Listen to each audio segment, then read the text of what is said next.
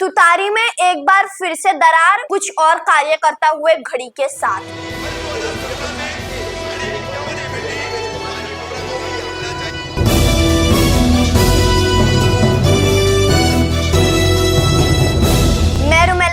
हिंदुस्तानी reporter में आपका स्वागत है।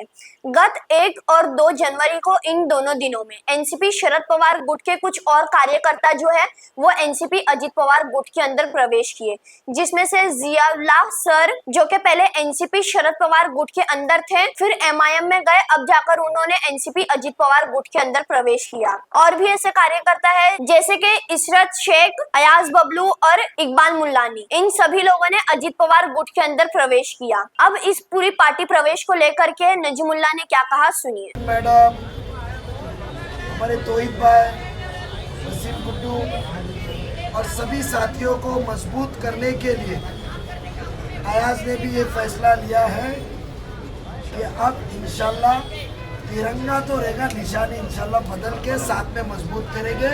और वो भी अपना भरा हुआ नामांकन जो पर्चा है इन सब उम्मीदवारों के सपोर्ट में वापस ले रहे हैं।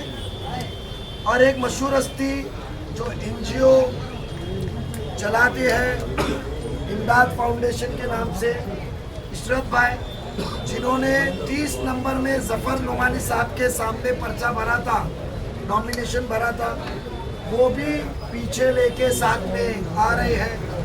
कल हाल ही में डॉक्टर राशिद, एमआईएम की स्टूडेंट्स की टीम, मेमन साहब और सभी आए हुए हैं। हमारे पास में एक मुमरा के अंदर की एक शख्सियत आरिफ रेती,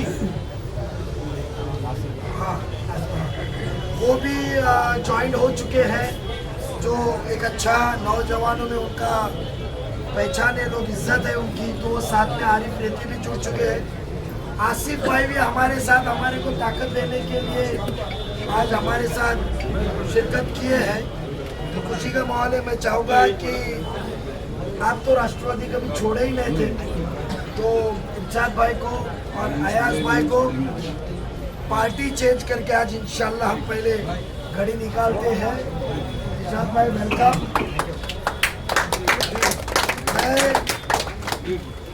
तुतारी निकालो, मेरे को निकालना पड़ेगा, पार्टी निकालना, एहतराम से निकाल के एहतराम में किसी को चाहिए,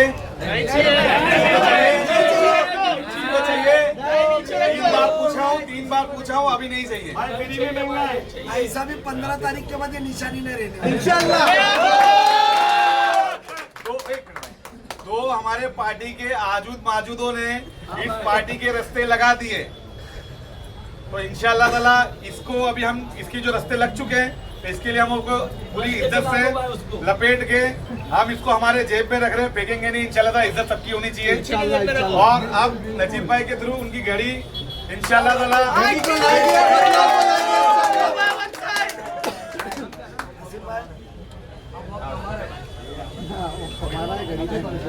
मैं सबसे ज्यादा शुक्रगुजार हूँ अयाज भाई और इशरत भाई के साथ साथ हमारे रफीक चाचू का और अयाज भाई का, जो उन्होंने मैं उनसे छोटा उम्र में, बट उन्हें मुझे एक सदर के नाते बिठाया है, तो उन्होंने मेरी बात मानी, चाचू और अयाज भाई। इंशाल्लाह मैं आप दोनों ने मेरी बात रखी। आरिफ रेती साहब भी आए हुए, आरिफ शेख साहब, अभी रेती कहते थे, खान साहब, तो वो इम्तियाज काटे को भेजना, इम्तियाज काटे छुरी काटे नहीं काटे। एक साहब, आपके आने के बाद में सब जुड़ते जा रहे हैं। मोहब्बत उनकी ईमानदारी, उनकी इंसानियत, उनका सादापन, जज्बा, मैं इतना आप सबको यकीन दिलाता हूँ कि बहुत ही होश और आवाज़ में हम सब मिले हैं। आपको यहाँ इज्जत मिलेगी, मिल के काम करेंगे। कोई नेता नहीं है, सब कार्यकर्ता है। और मेरे पास में आजूद मौजूद नहीं है, क्योंकि मेरे कान सोने के पत्रिके हैं। और यहाँ कोई ना आजूद मौजूद होगा नहीं, जो काम करेगा उसको सराहा जाएगा। और चापलूसी अपने पार्टी में चलती नहीं है। नजीबा, एक सवाल है मेरा, अभी भी जिस तरह एमएलए इलेक्शन के वक्त बीजेपी का लेकर इन लोगों ने यहाँ पर गुमराह फैलाकर आप लोगों को हराने की कोशिश की थी, अब फिर से वही राजनीति यहाँ पर चल रही, कहीं ना कहीं बीजेपी का कहकर जो रोका जा रहा है, तो इस पर आपकी क्या प्रतिक्रिया है? मैं तो कहता हूँ कि जब अभी रिश्ते भी करेंगे ना तो पूछना तुमने वोट किसको दिए, बीजेपी को दिए क्या दिए? कहाँ से बीजेपी का सवाल उठता है? बीजेपी के खिलाफ हमने कितने उम्मीदवार थाना में दिए, चेक कीजिए।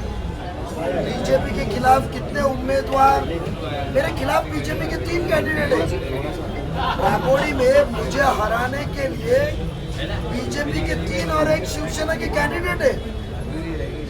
मुझे पता है ना, जब मुझे हराने के लिए कैंडिडेट है, जोरदार प्रचार चल रहा है, तो कैसा बीजेपी का वास्ता? नजीब मुल्ला सदर है ना। उसके बाद में राजन के लिए हमारे गढ़ी से राष्ट्रवादी के उम्मीदवार हैं, उनके बाद 2 बीजेपी के कैंडिडेट हैं। उसके अलावा हमारे उम्मीदवार जो 29 नंबर में गणेश मुंडे की वाइफ है, वो बीजेपी के खिलाफ है। 14 नंबर में हम बीजेपी के खिलाफ है। उसके बाद में 24 नंबर हमारे शिवसेना के खिलाफ है। उसके बाद में 26 नंबर में हम लोग 35 में, वो तो छोड़े, थाना में आप देखिए 2 नंबर पैनल 4 बीजेपी का है, वो हमारे 2 उम्मीदवार है।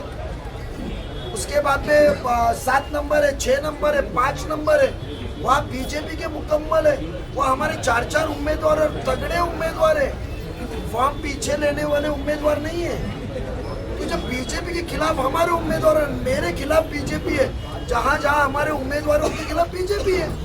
अब ये मुस्लिम हल्के के अंदर उनको उम्मीदवार मिला नहीं रहेगा मेरे ख्याल से, नहीं तो यहाँ भी बीजेपी आ गई होगी। और ये सब मामले में तुतारी ही बीजेपी के पास है ना। मुंबई क्रिकेट एसोसिएशन में उपाध्यक्ष बनने को आमदार जितेंद्र आव्हाड जी को बीजेपी चलती है,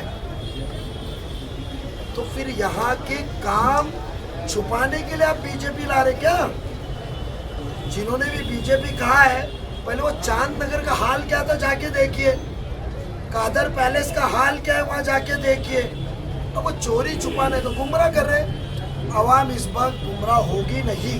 भाई 32 नंबर वार्ड का जो मामला चल रहा है, इस पर आपकी क्या सोच है? जैसे अभी आपने हाल ही में देखा होगा, कल ही जो मामला हुआ तौहीद भाई को लेकर, जो मैंने तौहीद भाई को समझाया, कि आप जरा आराम से रहिए, क्योंकि जब इंसान खड़ा होता है, आप माथेरन गए, महाबलेश्वर गए, आप नज़ारा देखते रहते तो बंदर आके छीन के जाता है, आपको छेड़ के जाता है,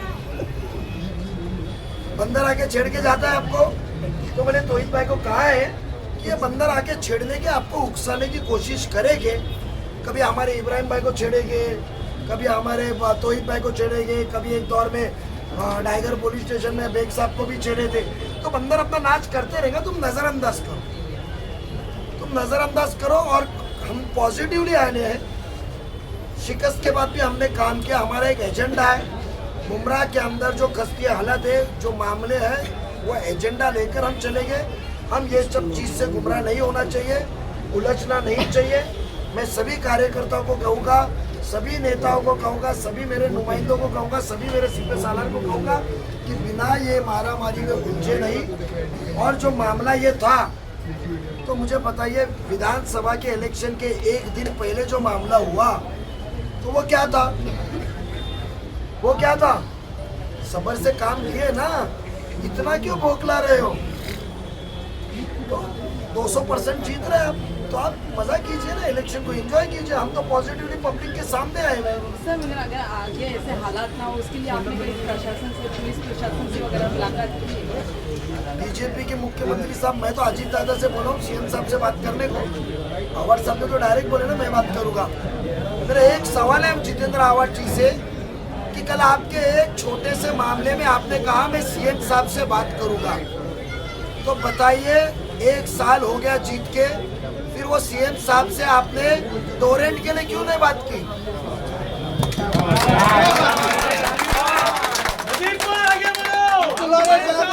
मैं वो आव्हाड साहब से कहना चाहूँगा, जब ये मुसलमानों ने बीजेपी का खौफ से आपको इतने लाख वोट दिलाए, तो जब ये मुसलमानों के घर टूट रहे थे, तो जब ये आपने सीएम साहब से क्यों नहीं बात किया?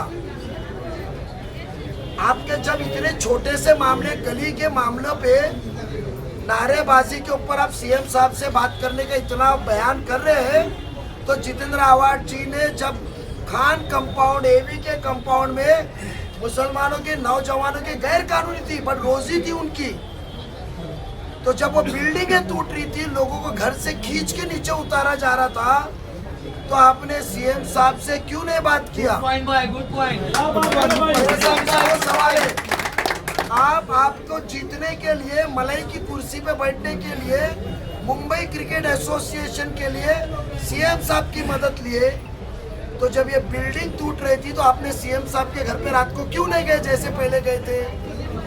तो जितेंद्र आव्हाड को अभी सवाल के जवाब देने हैं, मगर ये सवाल ये आपके जरिए आप कल से आवाम पूछनी चाहिए, ये मैं सभी आवाम से दरखास्त करता हूँ। भाई अभी आप तो अपने प्रचार में भी खुद की बिजी रहेंगे, मगर एक आखिरी सवाल मेरा आपसे रहेगा कि मुंब्रा में आप कितने नगर सेवक लाने की कोशिश करें? इंशाल्लाह 20 to 20 का उम्मीद है। क्योंकि आपने आमदार दिया, 1 रुपया फंड लाए, वो आंसू बहाते, मैं क्या करूं? कौन कहता है मंत्री बने तो फंड मिलता है? 23 साल थाने महानगर पालिका के विरोधी पक्ष नेता और विरोधी बेंच पे बैठ के 2009 से 2019 तक वही महापालिका से जितेंद्र आव्हाड जी को हमने 1400 करोड़ रुपए दिया। ना हम सत्ता में थे, ना स्टैंडिंग चेयरमैन थे, ना महापौर थे, तो आमदार भी ला सकता है ना, ला सकता है ना। जब उन्होंने लाया नहीं, हमको एक मौका दो, महापालिका में हमारी काबिलियत है। अब वो आमदार तो आने नहीं वाला है। जो इंसान 1.5 साल 2 साल विरोधी पक्ष नेता रहा, वो एक बारिश का पानी जो नाला बह के आता है उसका काम नहीं कर पाया, दरगाह के इधर के सामने का मैदान नहीं गंदगी से निकाल पाया, मुंब्रा को एक मैदान नहीं दे पाए, तो महापालिका हमारी है। हमने 24 घंटे में मैदान मुहैया करा के दिया, भरनी भी हुई, लाइट का भी काम चालू हुआ। अब उसका पेपर भी आपको मैं कहता हूँ 30 इंशाल्लाह 28 से 27 जो महीना फरवरी का, उसके पहले आपको मैं पेपर भी बताऊंगा, महापालिका लिख के देगी कि ये एसटीपी का रिजर्वेशन अभी हमने वापस से प्लेग्राउंड में करके दिया, तो काम करेंगे। मुंब्रा वासी, कौसा वासियों से एक ही इल्तिजा है, आपने उनको आजमाया, कुछ हाथ में मिला नहीं, हमको काम करने का मौका दो। बेशक सब मसले हल करेंगे, हॉकर्स के मसले हल करेंगे, ब्रिजेस लाएंगे। राष्ट्रवादी शरद चंद्र पवार गुट छोड़कर आज आपने अजीत पवार गुट में पक्ष प्रवेश किया है। देखिए, ऐसा है कि हमने हमारा 100% अपनी पार्टी को दिया। पार्टी में पिछले 8 साल से कंटिन्यू काम करते हैं। मुझे पार्टी में ये बोल के लाया गया था कि भाई आपको टिकट देंगे, आपको फंड देंगे, आपका वार्ड का जो कामकाज बाकी रहेगा वो करवा के देंगे। तो फंड और वो सारी चीज़ की तो बात छोड़ ही दीजिए, वो लोग ने मुझे टिकट भी नहीं दिया, और मैं जो टिकट मिलने वाली थी, जो आव्हाड साहब ने मुझे टिकट देने बोला, वो टिकट भी 2 लोगों ने मिलकर काट दी। कौन से टिकट और कौन 2 लगे? वो भाई पार्टी के जो 2 लोग हैं जो पार्टी को चला रहे हैं, कौन है वो? शमीम खान और शानू पठान, ये 2 लोगों ने मिलकर मेरी टिकट काटी है। मुझे आव्हाड साहब ने 30 नंबर से बोला था कि भाई तुम तैयारी करो, 30 नंबर से मैंने तैयारी किया। ये लोगों ने यहाँ वहाँ से पकड़ के ला के किसी और को टिकट दे दी और वो सीट अपने ताबे में ले ली और मुझे नहीं लेने दी। ऐसे बहुत सारे जो बोलने वाले लोग थे, आरिफ इराकी 33 नंबर से, अयाज बबलू 32 नंबर से, 30 नंबर से यूनुस शेख, 31 नंबर से बंटी नाइक और 26 नंबर से बबलू सैयद, ये 5 लोगों को ये लोग ने टिकट नहीं दिया। इसी वजह से नहीं दिया क्योंकि ये 5 लोग किसी के थ्रू नहीं चलते थे। आप सभी लोगों का जवाब इसी चीज में है कि मैं यहाँ जीत के लिए आया हूँ। इलेक्शन लड़ना मेरी ख्वाहिश थी, वादा रसाई, वादा वफाई या वादा खिलाफी अपनी जगह पर। आपने कहा तुतारी, आपने कहा एमआईएम का एहसान है कि उन्होंने मुझे धूप में छांव दी और मेरी लड़की के लिए टिकट दिया, लेकिन मेरी लड़की ने लड़ने से इनकार कर दिया। इसलिए मैं आज आपको यहाँ पर नजर आ रहा हूँ, सिर्फ इसलिए कि एक अकेला आदमी जंग लड़ तो सकता है मगर जंग जीत नहीं सकता। उसके लिए लश्कर की जरूरत होती है, और जब लश्कर फौज और आवाम साथ में होगी तो ये जंग जीतेंगे। और वो जंग जो मेरी है वो नाइंसाफी और बुराइयों के खिलाफ है, झूठा धोखाधड़ी के खिलाफ है, झूठ और फरेब के खिलाफ है, झूठी सियासत के खिलाफ है, सिर्फ और वादों के खिलाफ है जो 5 साल 15 साल कार्यकर्ताओं से, आवाम से और लोगों से किए गए, उनके खिलाफ मैं जंग लड़ रहा हूं। आज आपको जो जंग लड़ते नजर आ रही है, ये शख्स जो नजीमुल्लाह साहब यहाँ पर मौजूद है, इन्होंने कहा 2 से 3 रोज कबल हमारी बात हुई, लेकिन मैंने कहा था, मैंने किसी से वादा किया है सैफ साहब से कि मैं 30 तारीख तक के नहीं बताऊंगा। बहुत खुशी है कि राजन दादा के साथ, जैसा हमने पहले कहा था कि हम उम्रा में सहूलत देने के साथ साथ एक मोहब्बत का पैगाम लेकर आए। क्या बात है, इंतशार दुश्मनी खत्म करने आए। हार के बावजूद भी हम हारे नहीं, और वो हमारा जो मकसद था कि आवाम के दिलों को जोड़ना, एक खुशी का माहौल मोहल्ले में आना चाहिए, सियासत को सियासत के वक्त तक वापरना चाहिए, बड़े बड़े बयान से ज़्यादा छोटे छोटे काम करना चाहिए।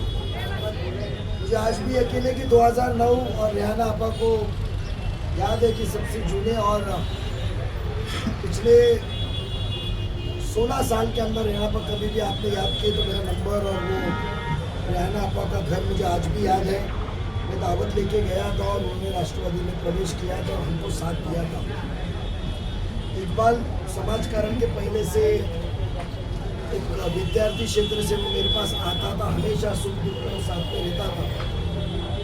रेहान और राजू के साथ साथ अलग अलग जगह पे हमने रिश्ते बनाने का काम, और आज राजन दादा बड़ा भाई है, साथ में देखेंगे जो कॉम्बिनेशन बनाए, रीता मैडम, हमारी मनीषा पवार मैडम है, हो सकता है कंपनी के मालिक के खिलाफ बात कर रहे हैं, कंपनी के मालिक ने लाइट लगाया, टोरेंट कंपनी उनके ताबे में, हमारे नहीं है। तो बेसिकली हमने आज जो कोशिश की है, बहुत खुशी की बात है। रेहाना आपा, इकबाल, जगताप साहब, मैं आप लोगों को इतना यकीन दिलाऊंगा, झूठ का आश्वासन हमारे पास में नहीं है। 20 टिकट हमने भी बांटे, किधर विद्रोह नहीं, सामने बिठा के पूछे कि नहीं दे सकते आपको, बिठा के बोले, और जब तक उनको मनाए नहीं, उनको बताए नहीं, उनसे बात किए नहीं, और कोई नहीं बोल सकता है कि उसके बाद उनको सामने लेकर गए।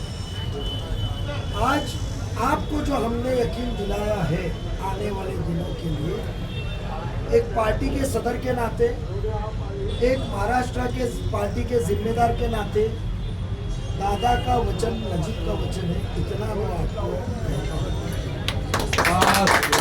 आपको कहता हूँ। मिल के रहिए, जब यहाँ से आप चुन के आएंगे तो आपको चुन के लाने वाले कार्यकर्ताओं को भी उतना इज्जत से नवाजा जाएगा, ओहदे से नवाजा जाएगा, वो जिम्मेदारी हमारी रहेगी। और आने वाले दिनों में हम राष्ट्रवादी कांग्रेस पार्टी को मजबूत करेंगे, घर घर तक हम अपनी तरक्की का, कामों का पैगाम लेकर जाएंगे। 1 साल पहले आपने 1 लाख वोट दिया, 1 लाख रुपए का काम आपके मोहल्ले में नहीं हुआ, 1 लाख से शिकस्त दी, करोड़ों का फंड लाए। तो सोचो, जब कामयाबी पूरे मुकम्मल 20 सीटों पे आप देंगे तो इंशाल्लाह बुमराह का नक्शा बदलने में वक्त नहीं लगेगा। और हमारी कम से कम 35 साल से रंजिश थी, मगर अभी हम लोगों ने डिसाइड किया कि नहीं, दादा नहीं बोले कि नहीं, अभी हम लोगों को मिलके काम करना है और आगे बढ़ना है, और वार्ड की अपना सुविधा जो है वो हम लोग साथ में करेंगे। और हमारे नजीब भाई का बहुत बड़ा रोल है कि 2009 में उन्होंने प्रवेश करवाया था मेरे घर पे आके, और इस दफ़ा भी नजीब भाई का बहुत बड़ा रोल है कि वो मुझे प्रवेश करा रहे, और मैं बहुत खुश हूँ कि मैं दादा के साथ हूँ। और जो तुतारी से मैं आई हूँ तो वहाँ पे झूठ का चलन वहाँ। नमस्कार, जय भीम। सबने पहला तो मैं मेरे भाई से माफ़ी मांगूंगा, क्योंकि मेरा भाई जितना मेरे लिए है उतना कोई नहीं है। लेकिन MLA इलेक्शन था, मैं मेरे भाई के साथ में बहुत पुराना जुड़ा हुआ हूँ, फिर भी मैंने एक कॉल या एक बात नहीं किया, ये मेरी लॉयल्टी। और यही लॉयल्टी मैं दादा के साथ और नजीब भाई के साथ रखूँगा, पहला तो ये बोलता हूँ। दूसरी बात, मैं अगर यहाँ पे अगर लड़ने के लिए या तो मैं जुड़ गया हूँ हर चीज़ में, इसकी वजह है कि मुमरा के लोगों का सम्मान खोया हुआ है। जो लोग वहाँ जाएंगे, दरवाज़ा खोलेंगे, कान चबाएंगे, जी उजूरी करेंगे, उनको वहाँ इज्जत है। काम करने वाले की इज्जत नहीं। मैं 25 साल से काम कर रहा हूँ, हर तरीके का काम किया हूँ लोगों के लिए। जेल में कई बार यहाँ पे दादा और नजीब भाई के नेतृत्व में हमारा प्रवेश हुआ है और नजीब भाई के नेतृत्व में घड़ी के सामने और जो दादा ने जो किया है प्रवीण पवार की मिसेस को मनीषा पवार को दिया है, इसलिए मैं दादा का शुक्रिया अदा करता है। नजीब भाई का शुक्रिया अदा करते हैं। इतना बोल के है।